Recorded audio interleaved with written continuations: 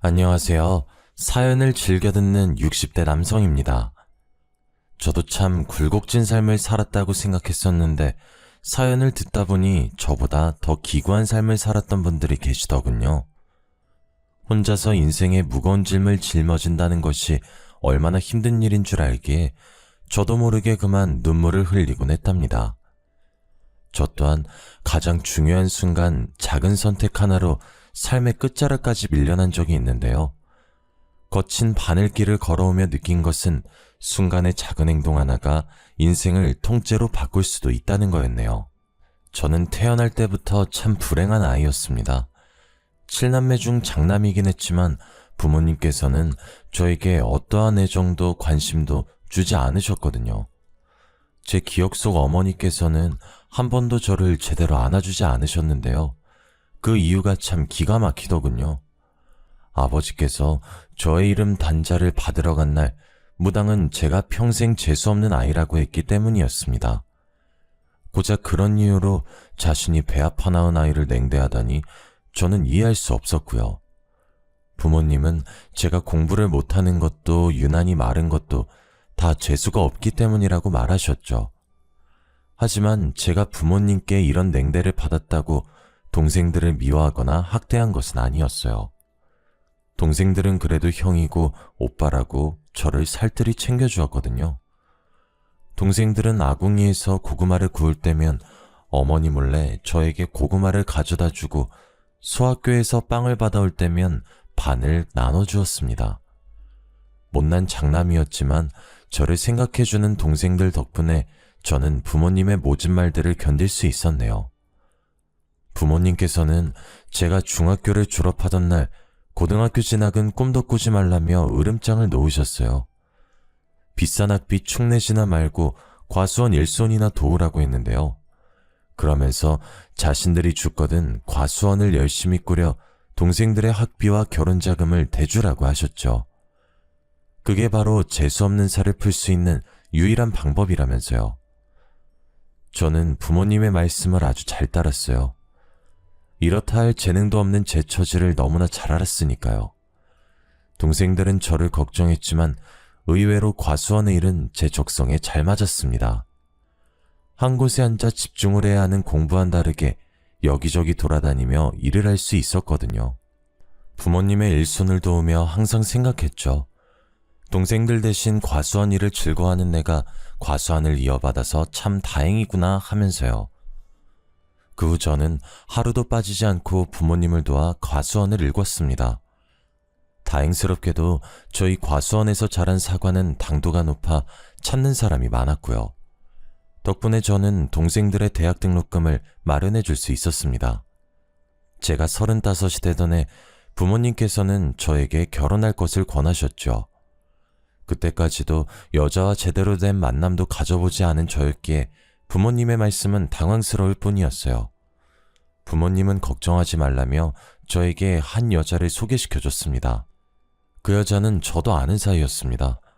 저희 과수원의 일손이 부족할 때면 도와주었거든요. 부모님께서는 제가 어디 가서 번듯한 처녀를 만나 가정을 꾸리냐며 결혼을 재촉하셨습니다. 저는 부모님 말씀에 동의했어요. 여자분은 고아인 자신을 받아만 준다면 정말 감사할 거라고 말하더군요. 여자는 햇빛 밑에서 사과를 따서인지 얼굴빛이 검은 빛을 띠고 있었는데요. 저는 못난 제 처지를 이해해주고 살림을 합친다는 여자만 있다면 낯빛 같은 건 상관없다고 생각했습니다. 결혼한다는 것만으로도 감사한 일이니까요. 그렇게 저희는 부모님의 뜻에 따라 부부의 인연을 맺게 되었네요. 하지만 저희는 신혼생활을 즐길 여유가 없었습니다. 결혼하고 얼마 지나지 않아 부모님께서 돌아가셨거든요. 갑작스러운 부모님의 변고에 눈물조차 나오지 않았죠. 저보다는 아직 어린 동생들이 걱정이었고요. 저는 슬퍼하는 동생들을 위로한 후 장례를 마쳤습니다. 그 후로는 과수원을 이어받아 열심히 사과를 수확했어요. 아내는 상심한 저의 옆을 낮이고 밤이고 지키며 위로해 주었어요. 저는 아내의 위로에 큰 힘이 났고요. 아내는 자신 또한 부모님이 일찍 돌아가셔 부모를 잃은 슬픔을 잘 안다고 했습니다. 저희는 서로를 다독거렸고 비슷한 처지였던 저희는 사랑보다 끈끈한 무언가로 얽혀 있었죠. 그리고 결혼한 지 1년이 되던 해 아내는 저에게 첫 아들을 안겨주었습니다. 아들이 태어난 후 저희 부부는 더욱 돈독한 사이가 되었어요. 저희에게는 아들을 잘 키우자는 목표가 생겼으니까요. 아내와 저는 과수원을 키우기 위해 노력했죠. 하늘도 저희 부부의 노력을 알았는지 저희 사과가 지역 특산물로 선발되며 큰 인기를 끌게 되었습니다. 하지만 저희 부부에게 좋은 일만 일어난 것은 아니었습니다. 아들이 5살이 되던 해 아내는 아무 이유 없이 쓰러지는 경우가 많았어요. 병원에서는 그 원인을 알 수가 없었죠. 전 아내의 상태가 너무 걱정되었습니다. 한편으로는 저같이 못난 놈을 만나서 고생을 하는 것 같았거든요. 점점 뼈마디가 보이는 아내를 볼 때마다 미안한 마음이 들었죠. 저는 아내의 병을 낫게 하기 위해 노력했어요. 하지만 좋다고 소문이 난 약재를 구하 아내에게 먹이고 좋다는 병원을 데려가 봤지만 소용이 없더군요. 하늘이 무너지는 기분이었습니다. 아내는 점점 더 생기를 잃어갔고 그 모습을 지켜보는 저는 애만 탈 뿐이었어요. 문득 전 밝고 생기 넘치던 예전의 아내를 보고 싶다는 생각이 들었어요. 저는 아내에게 장날에 맞춰 밖을 나갈 것을 제안했어요. 아내가 평소 장날에 구경 가는 걸 좋아했거든요.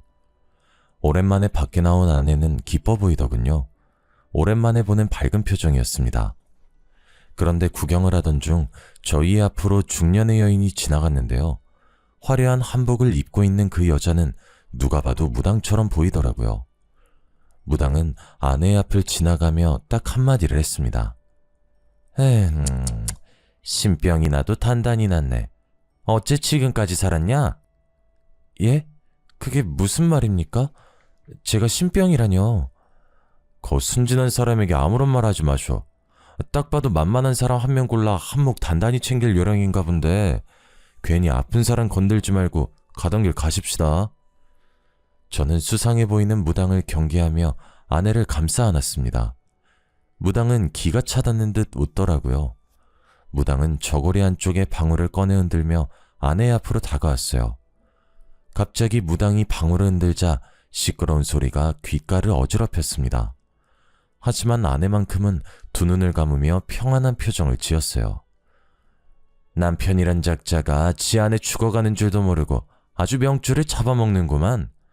지금까지 안 죽고 버틴 것도 용해. 내가 살다 이리 재수없는 사내는 또 처음 보는구만. 지 애미애비는 물론 아내까지 죽일 팔자를 타고났어. 이렇게 천한 팔자를 타고났어야. 무당은 아내가 가엾다는 듯 머리를 쓸어 넘겼습니다. 그러면서 눈물을 글썽거렸고요. 이 불쌍한 건 일찍이 애미애비도 여의고 혼자서 얼마나 힘들었을꼬. 신기가 이리도 강한데 자기 짝도 아닌 사내와 한 입을 덮고 살아 얼마나 괴로웠을지 눈에 선하구나 아가. 지금까지 혼자서 아주 잘 참았다. 이제는 내가 널 살려주마. 예, 제발 그렇게 해주세요. 이대로 가다간 정말 죽게 생겼어요. 아들 생각해서 참으려고 하지만 하루하루 산중상이 되어가는데 차라리 죽으면 편할까 생각한 적이 한두 번이 아니었어요. 제발 저 좀 사람처럼 살게 해주세요. 아내는 이미 무당에게 휘둘려 있었습니다. 지나가던 사람들이 쳐다보는 것도 아랑곳하지 않고 무릎을 꿇었어요. 더러운 시장바닥에 머리를 조아리기까지 했습니다. 저는 함부로 아내의 마음을 들쑤시는 무당에게 버럭 화를 내버렸습니다. 그러자 무당은 저를 위아래로 훑어보았네요. 아내가 불쌍하다면서요. 지 처가 죽어가는데 끝까지 눈 하나 깜짝 안 하다니. 이제 옆에서 제 처 죽는 꼴만 지켜보면 되겠다. 뭐 그게 싫으면 5천만 원 들고 다시 찾아오시던지. 무당은 아내에게 자신을 신어머니로 모시면 살 수 있다고 말했습니다.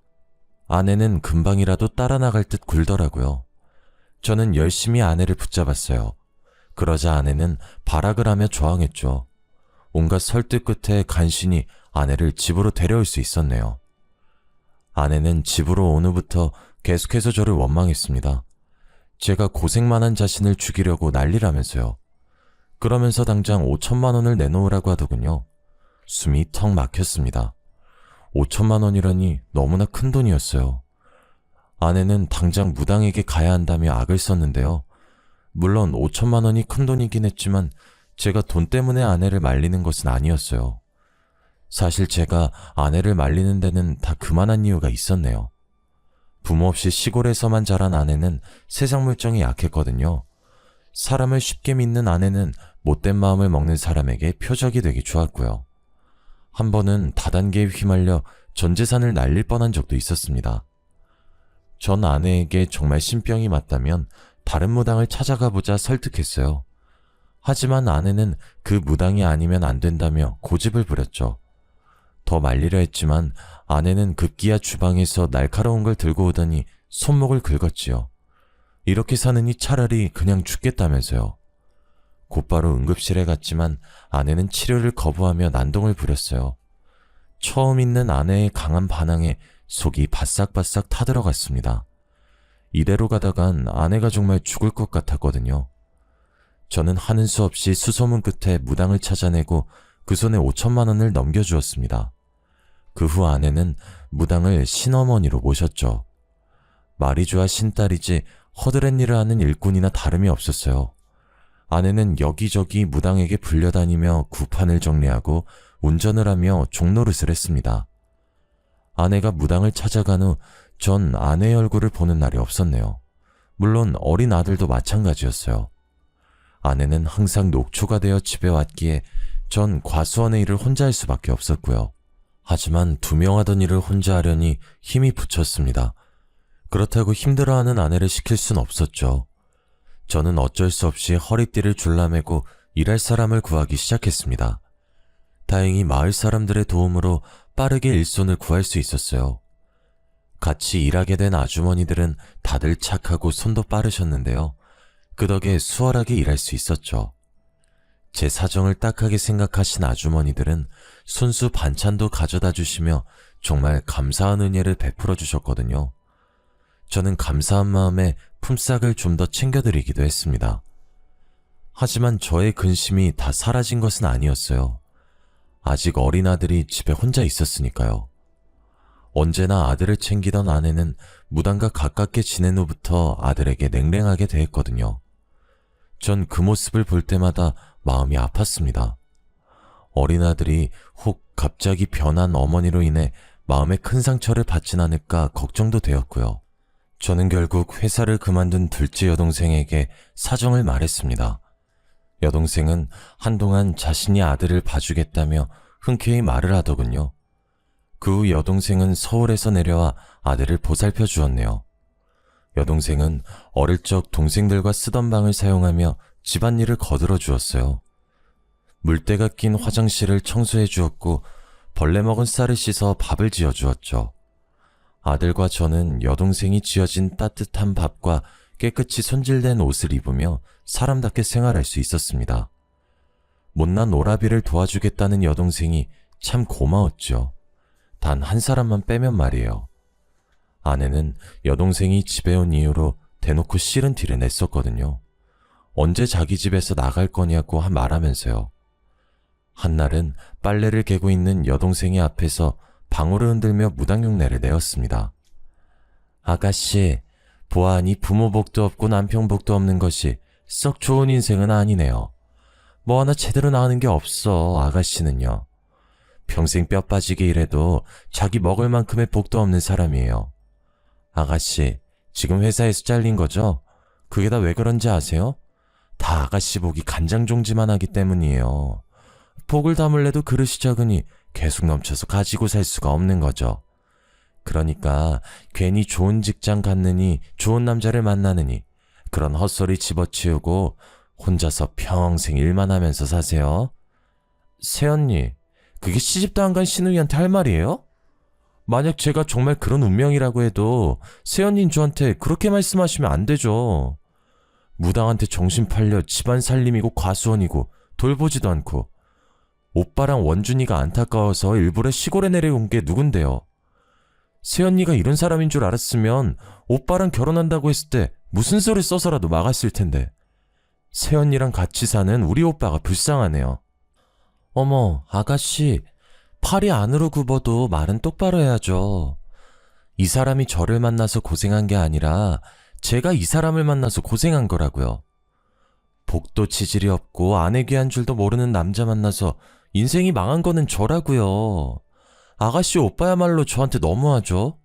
제가 아픈 것도 다 이 사람 때문이란 말이에요.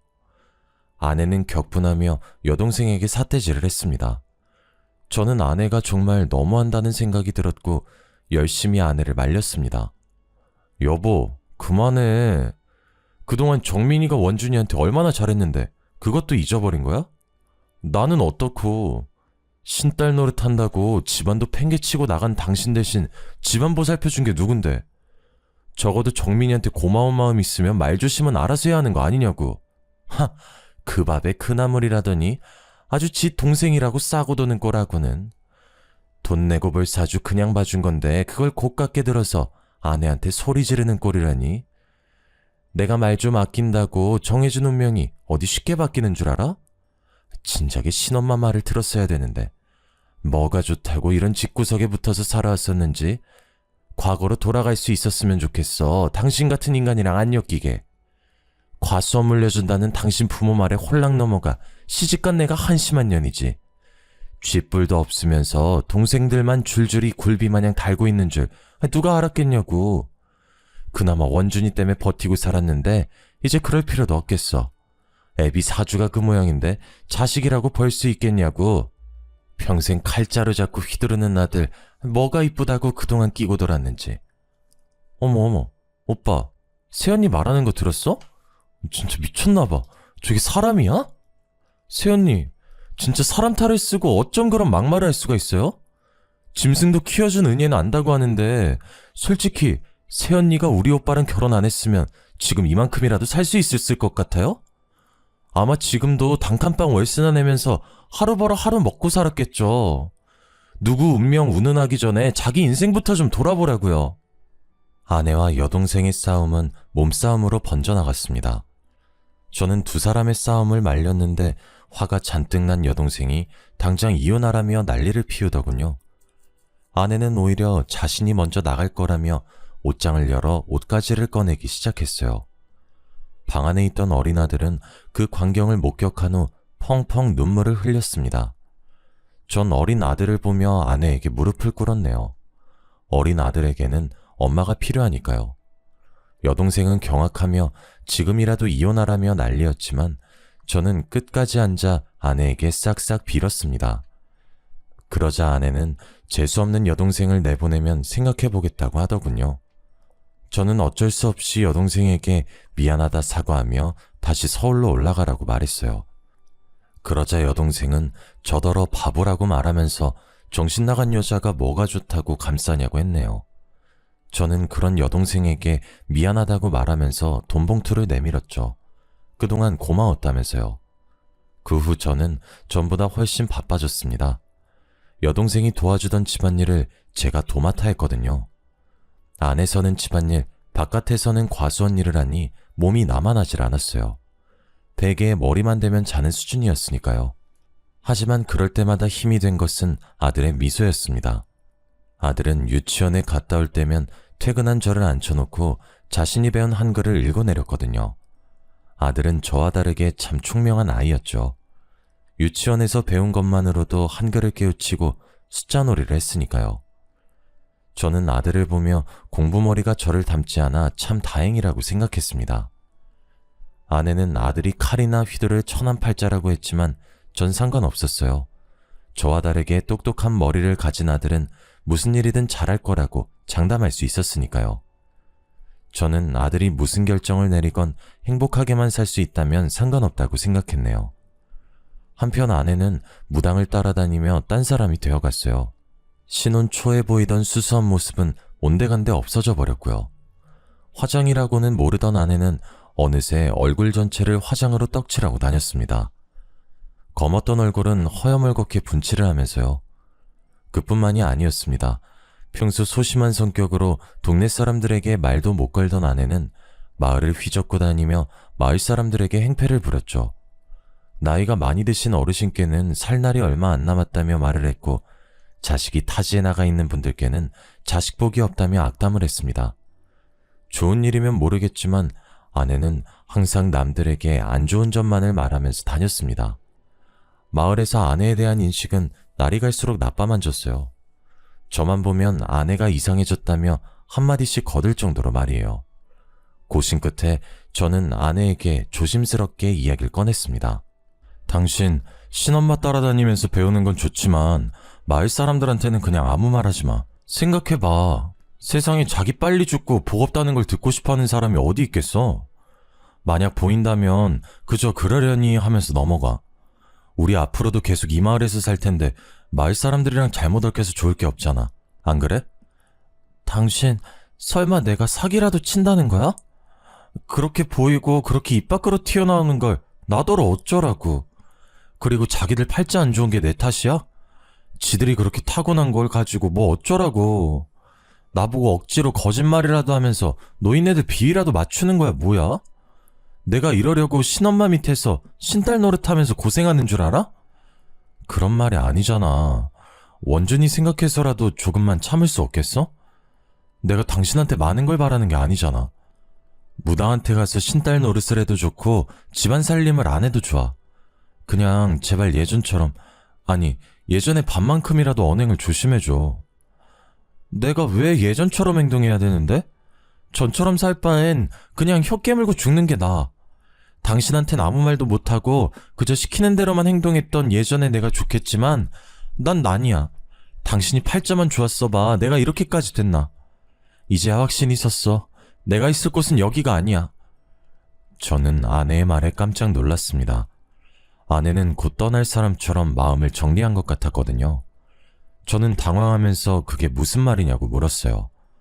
그러자 아내는 되려 저를 손가락질하며 이렇게 말하더군요. 더 이상은 말년에 쪽박차게 생긴 당신이랑 같이 못 살겠다고. 조금이라도 젊을 때 떠나는 게 맞아. 당신이랑 같이 있으면 늙음하게 쪽박찬 당신 옆에서 비닐 천막보다도 못한 집에서 개고생할 테니까. 난 그러기 싫어. 어려서 부모 잃고 한평생 고생만 하다 살았어. 그런데 늙어서까지 당신 옆에서 눈 감을 때까지 고생만 하라고?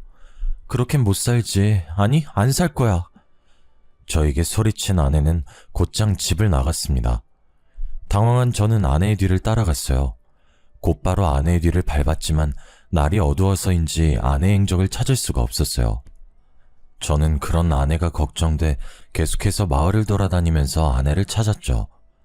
하지만 땀방울이 등을 적시고 종아리가 터질 것처럼 아파왔지만 아내는 찾을 수 없었습니다. 아내에게 바로 전화를 하려 했지만 주머니를 뒤져보니 핸드폰이 없더라고요.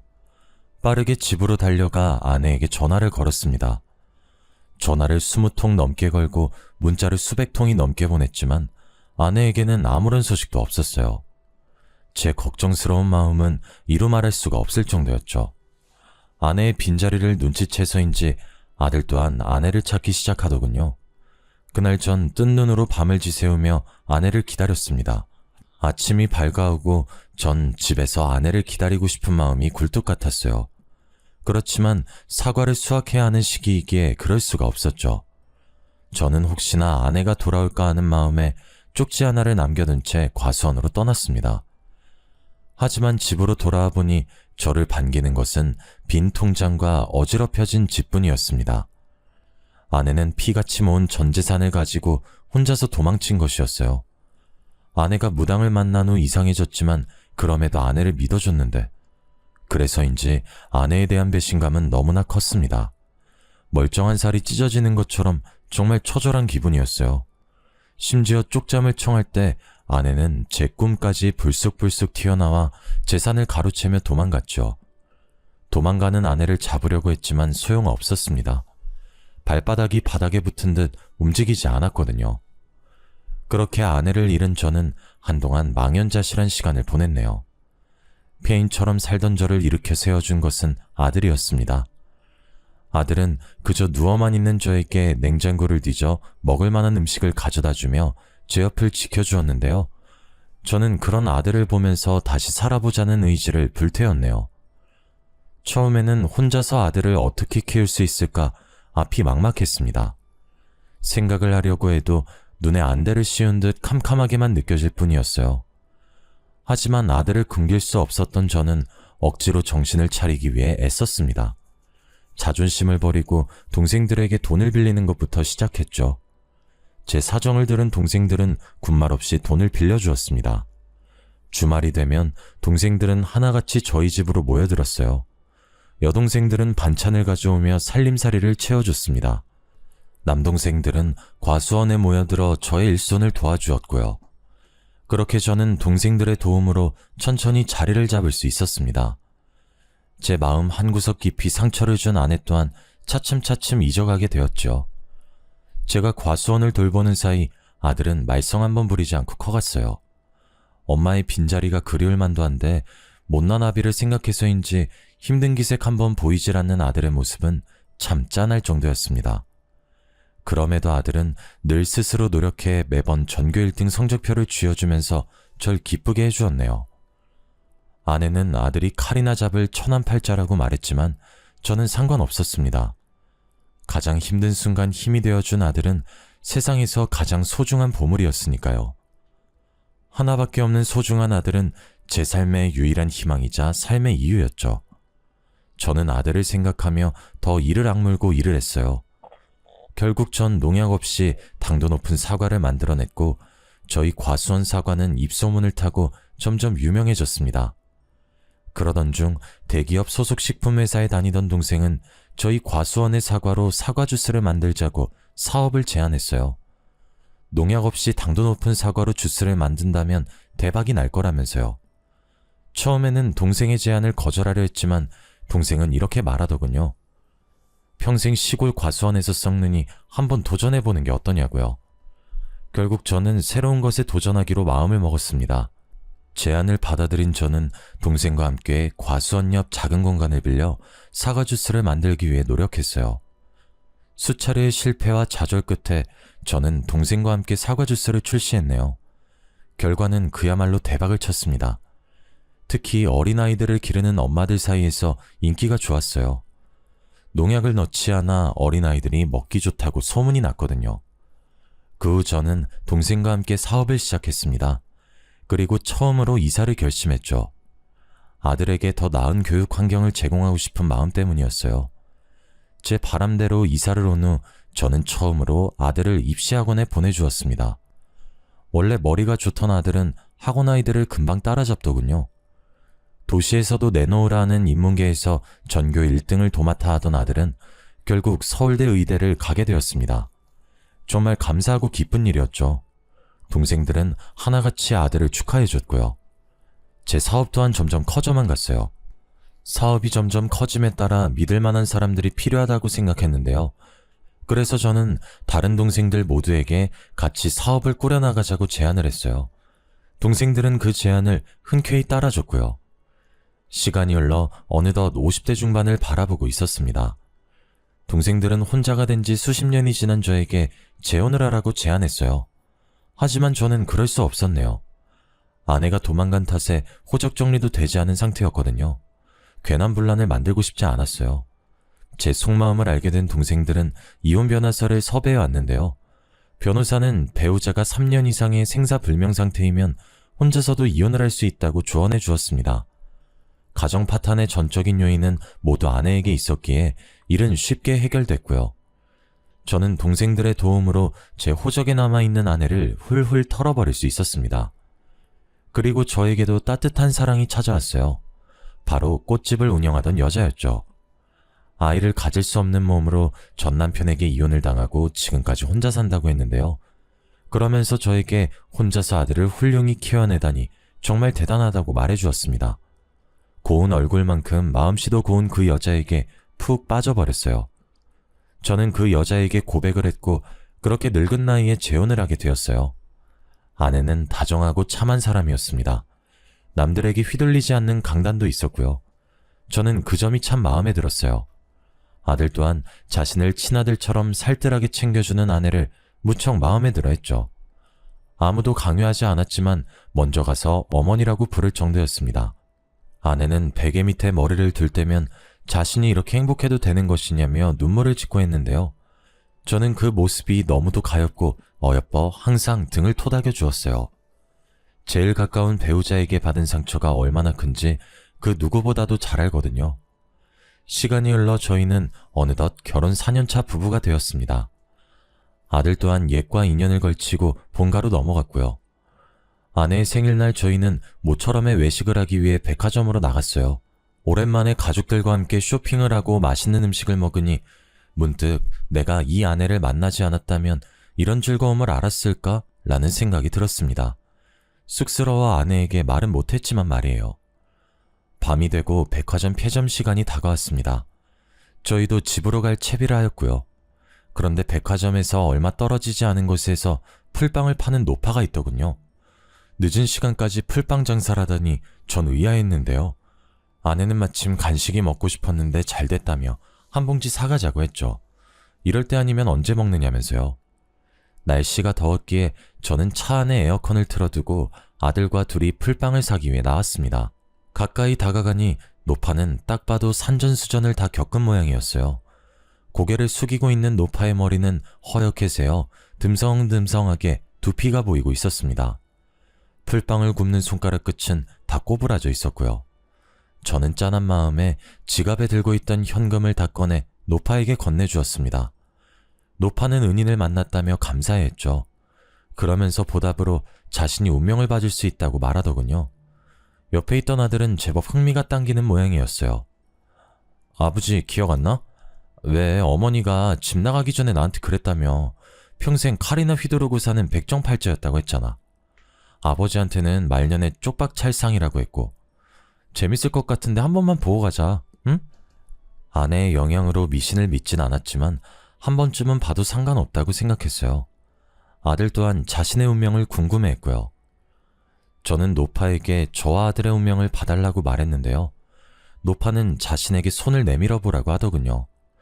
거칠거칠한 노파의 손바닥에 제 손을 올리자 노파는 탄식하면서 말을 이었죠. 아이고 어쩜 이리 보기만 했고 초년중년에 가세가 기울고 아내가 떠나는 팔자지만 말년에 돈방석에 앉은 팔자라니 평생 돈 걱정은 없겠구려. 게다가 자식복도 많아 평생 아들에게 효자받으며 살 팔자라니 정말 부럽구려. 부러워. 고개를 푹 숙인 노파는 제 손을 한참 만지작거렸습니다. 그리고 노파가 고개를 드는데 전 노파의 얼굴을 본 순간 경악할 수밖에 없었어요. 바로 집을 나갔던 전 아내였거든요. 마지막으로 만났을 때보다 얼굴이 훨씬 상해 있었지만 저는 단박에 알 수 있었습니다. 아내라는 것을요. 저는 너무 놀라 여보라고 소리치고 말았어요. 그러자 노파는 깜짝 놀라며 제 이름을 부르더군요. 전처에게 왜 이런 행색으로 풀빵이나 팔고 있냐 묻자 전처는 그저 눈물만을 흘렸습니다. 집에서 도망쳐 나간 전처는 제게서 훔친 통장을 무당에게 갖다 바쳤다고 했어요. 신내림을 내려줄 날만을 기다리면서요. 하지만 무당은 얼마 후 전 아내가 준 돈을 가지고 도망을 가버렸다고 하더군요. 무당 한 사람을 믿고 도시로 건너온 아내는 낙동강 오리알 신세가 되었다고 말했습니다. 다른 무당을 찾아가 신내림을 받으려 했지만 그저 잠시 잡기가 쉬운 것이지 신기가 온 것이 아니라며 윽박만 들었다고 하면서요. 결국 오갈 데가 없어진 아내는 부잣집 식모로 들어가 어렵게 삶을 이어갔다고 설명했네요. 그러던 중 주인집 아들은 아내가 아이를 낳지 못한다는 이야기를 듣고 홧김에 불이 붙은 장작을 휘둘렀는데요. 그 앞을 지나가던 아내가 튀어오른 불씨를 맞고 그만 실명을 했다고 말했습니다. 그 후 눈이 먼 전 아내는 주인집에서 얼마 안 되는 돈을 받고 쫓겨났는데요. 그마저도 사기를 당해 전부 날려버렸다고 했어요. 실명으로 눈앞이 안 보여도 신기하게 다른 사람의 손을 잡으면 얼추 그 사람의 흘러가는 인생 정도는 알 수 있게 되었다며 눈물을 글썽이더군요. 그 재주로 풀빵 장사를 하면서 간간히 사주를 봐주며 살았던 것이죠. 아이고, 내가 그때 그 무당년 말만 안 들었어도 이런 쌩고생은 안 하는데 그때 뭐에 홀려서 남편이랑 핏덩이 같은 아들을 버리고 도망쳤는지 내가 미친년이지. 전처는 아들과 저를 버리고 무당을 따라간 것이 천추의 아니라며 가슴을 두드렸어요. 물론 전처가 원망스럽긴 했지만 이런 식으로 망가지길 바란 건 아니었거든요. 아들 또한 마찬가지였고요. 전처는 때가 꼬질꼬질하게 낀 티셔츠로 눈가를 닦더니 그래도 다행이라며 한박 웃음을 지었죠. 그래도 늙음하게 부자 남편이랑 의사 아들을 만나다니. 내가 말년에 두 사람 만나려고 지금까지 생고생하면서 이리저리 발벗고 뛰어다녔나 보네. 당신도 내가 얼마나 그리웠겠어. 나도 당신한테 받은 상처 같은 거는 다 잊을 테니 당신도 다 잊고 우리 다시 새 출발하는 기분으로 살자고요. 아들, 그동안 엄마 없어서 많이 보고 싶었지? 어디 이리 가까이 좀 와봐. 애미가 눈이 멀어서 아들 얼굴도 못 보니 만져보기라도 하자꾸나. 우리 아들이 칼 잡는 팔자를 타고났다 무당년이 짓거렸었는데 의사가 되었을 줄이야. 내가 꿈에도 생각을 못했네. 호강은 무슨 호강이에요? 아빠 재혼한 지가 언젠데. 뭐? 그게 무슨 말이야? 네 아빠가 재혼을 했다니. 아니, 내가 이렇게 멀쩡하게 살아있는데 누가 재혼을 한다는 거야? 당신 설마 나 없다고 빈집에 딴 여자라도 얹히고 살았던 거야? 당신 마누라는 거지처럼 여기저기 떠돌아다니면서 손가락 꼬부라지도록 일만 하면서 살았는데 당신이 나한테 어떻게 그럴 수가 있어? 그래도 명색에 내가 아는데 끝까지 기다렸어야지. 그럼 아빠는 도망간 마누라 죽었는지 살았는지도 모르는데 그냥 기다리면서 평생 혼자 지내야 된단 말씀이에요? 먼저 남편하고 아들 버리고 간 게 누군데 이러세요. 저희 아빠가 왜 그런 호의를 베풀어야죠? 저요, 이날 이때까지 살면서 엄마한테 밥 얻어먹은 일이 기억이 손에 꼽아요. 제 기억 속에 엄마는 맨날 무당집에 불려나가고 집에서는 저한테 칼 휘두르는 백정팔자라면서 학대했던 것밖에 없다고요. 말년에 고생하기 싫다면서 우리 버리고 갈 땐 언제고 이제 와서 아빠가 벌어놓은 돈으로 호강하면서 살겠다고요? 절대 안 될 말이죠. 원준이 말이 맞아. 먼저 우릴 버린 건 당신이잖아. 당신 나가고 우리가 얼마나 힘들게 살았는 줄 알아? 혹시라도 도망 나갔던 당신이 우리 생각나 돌아올까 몇십 년 동안 이사도 안 가고 그 시골집에서 기다렸어. 나는 꿈에서도 도망가는 당신 붙잡으려고 안간힘을 썼고 근데 다 부질없는 짓이더라. 당신은 끝까지 안 왔거든. 원준이랑 내 마음속에 당신은 이미 죽은 존재야. 당신이 사람답게 살게 돕긴 하겠지만 이전처럼 우리 세 식구 같이 사는 일은 없어. 제 말에 전처는 땅을 치면서 후회하는 듯 했어요. 자신의 인생이 너무 한탄스럽다면서요. 그리고 뒤이어 아내가 차에서 나오더군요. 오랫동안 오지 않은 저희가 걱정되었던 모양이었죠. 아내는 전처를 보더니 깜짝 놀라며 김씨네에서 일하던 식모가 맞냐고 물었어요. 세상에, 여기서 만날 줄이야. 나 기억 안 나요? 왜, 나랑 같이 살았었잖아요, 김씨네에서. 나 그 집 며느리였는데. 그때 내 사주 봐줬던 걸로 기억하는데 맞죠? 나한테 애도 못 낳고 남편한테 소방 맞아서 쫓겨날 팔자라고 했잖아요. 그때는 그 말이 참 기분 나빴는데 지금 생각하니까 맞는 말이었어요. 애 못 낳는다고 쫓겨난 건 사실이니까. 그래도 다행이지 뭐예요. 말년에 이렇게 멋진 남편이랑 든든한 아들까지 생겼으니 말이에요. 생각지도 못한 아내와 전처의 인연에 저희는 말을 잇지 못했습니다. 전처는 하염없이 울기만 했고요. 그런 모습이 불쌍했는지 아내는 자신의 힘이 닿는 데까지 도움을 주고 싶다고 말하더군요. 그 후 전처는 아들의 도움을 받아 대학병원에 갔습니다. 실명한 눈을 되살릴 수 있는지 보려고요. 하지만 검사 결과 전처의 눈은 완전히 실명 상태였어요. 손가락 또한 너무 많이 써서인지 관절염이 이미 진행된 상황이었죠. 전처의 몸은 수십 년의 세월을 증명해주듯 망가질 대로 망가져 있었습니다. 결국 일상생활을 할 수 없었던 전처는 요양원으로만 가야만 했어요. 과거에 저를 버리고 떠나간 전처를 고급 요양원에 보내줬습니다. 아내는 계속해서 전처가 불쌍하다며 짠하게 말하길래 모든 사실을 털어놓기로 결심했습니다. 제 과거를 알게 된 아내가 떠날까봐 두렵긴 했지만 언제까지 비밀로 하고 살 순 없는 노릇이었으니까요. 모든 사실을 털어놓자 아내는 저를 이해해 주었습니다. 그러면서 우리의 인연이 생각지도 못하게 얽혀 있었다고 말했어요. 아내는 평생 고생만 하면서 살았던 사람이 부족하지 않게 지원해 주라며 오히려 전처를 더 챙겨주었죠. 저는 아내의 고운 마음씨에 감동하고 말았습니다. 그 후 아내를 설득해 한 달에 한 번씩 전처를 보러 가게 되었어요. 애석하게도 전처는 아직도 그놈의 복타령을 하면서 신세 한탄을 풀어놓기만 하더라고요. 평생 고생만 하다가 못된 사람에게 걸려 망가진 전철을 볼 때마다 참 마음이 아파옵니다. 제가 하는 조언을 조금만 들었더라면 이렇게까지 비극으로 치닫진 않았을 텐데 참 가슴이 아려오곤 하네요. 하지만 전처와 저는 이미 끝난 인연이기에 그 이상 도와주는 건 안 될 말이겠죠. 어떤 사람들은 사람은 정해진 복대로 사는 것이라고 말하는데요. 저는 그렇게 생각하지 않습니다. 사람은 노력과 기회로 나아가고 또 그걸 토대로 성장해 나아가는 거니까요. 사연을 들으시는 여러분께서도 꼭 주어진 기회를 놓치지 말고 자신이 원하는 방향의 삶을 사시길 바랍니다. 운명은 스스로 개척해 나아가는 거니까요. 길었던 제 사연 들어주셔서 감사합니다.